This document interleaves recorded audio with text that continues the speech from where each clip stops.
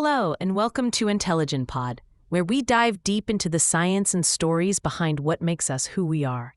I'm your host, Sophie Lane, and today we're exploring a fascinating and timely topic: the psychology of collective memory and national identity. Whether you're listening on your morning commute or winding down after a long day, I'm so glad you're here. Today's episode is all about how our shared memories, those big, often dramatic events we remember together as a society, shape the way we see ourselves as members of a nation. We'll look at how collective memory forms, why it matters, and how it influences everything from our personal beliefs to our sense of belonging.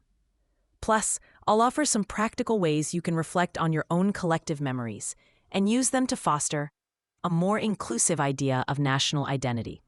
Let's get started. So, let's break down what we mean by collective memory and national identity. Collective memory is basically the shared pool of memories and information held by a group that's passed down from one generation to the next. These can be stories about historical events, cultural traditions, or even shared myths. National identity, on the other hand, is the sense of belonging to a nation, a kind of emotional attachment to a group defined by geography, history, culture, or language. Let's make this real for a moment. Think back to where you grew up.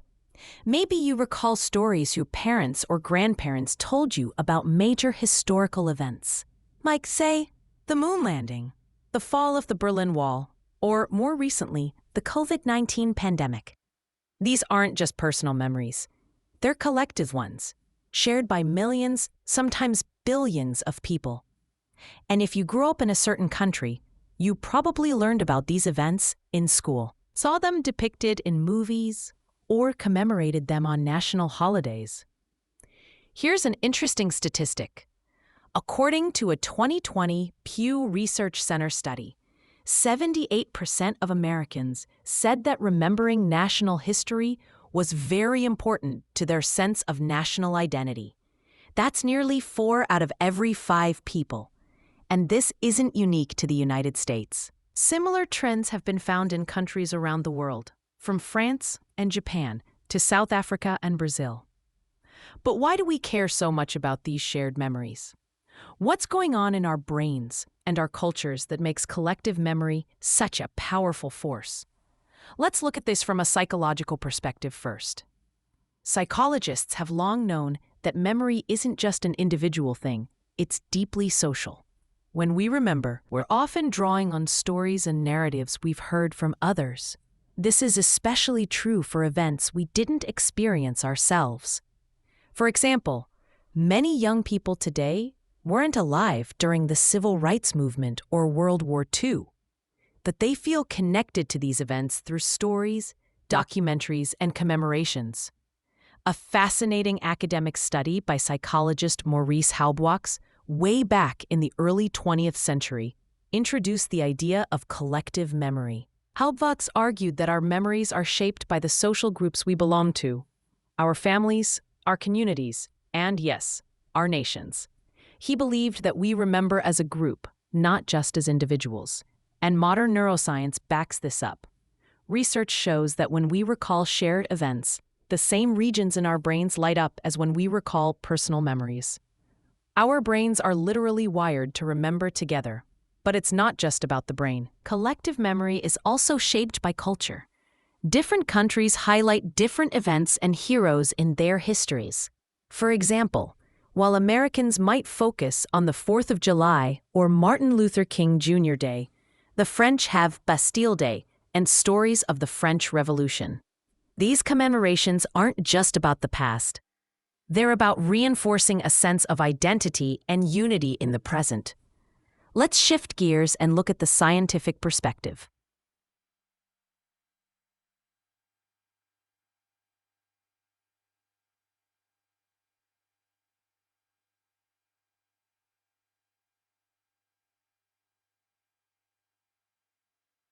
Historians and social scientists have shown that collective memory is often selective. Not all events make it into the official story of a nation.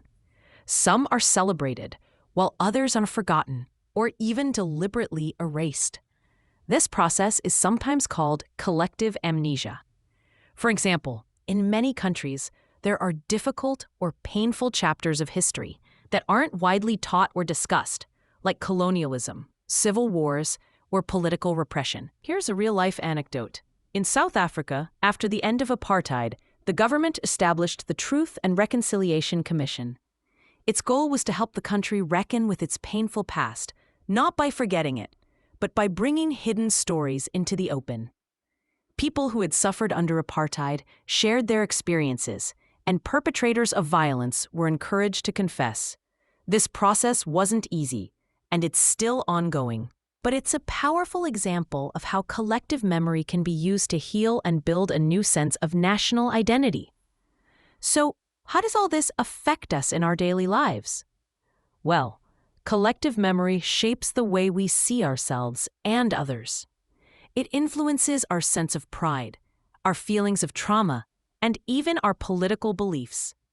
When we feel connected to a shared past, we're more likely to feel a sense of belonging, and sometimes, unfortunately, a sense of division. National identity can be a force for unity, but it can also be a source of conflict when groups have different memories or interpretations of history. Let's talk about the cultural perspective for a moment. In many countries, national identity is reinforced through rituals, holidays, and monuments. Think about the way we celebrate Independence Day with fireworks, or the way we visit war memorials. These aren't just fun or solemn events. They're opportunities for people to come together and reinforce their shared memories. But collective memory isn't just about big, dramatic events. It also shapes our everyday lives in subtle ways. For example, the foods we eat, the languages we speak, and even the jokes we tell are often linked to our national identity. These small things, repeated over generations, help keep collective memory alive. So, what can we learn from all of this? And more importantly, what can we do with this knowledge? Here are some actionable ideas you can try in your own life.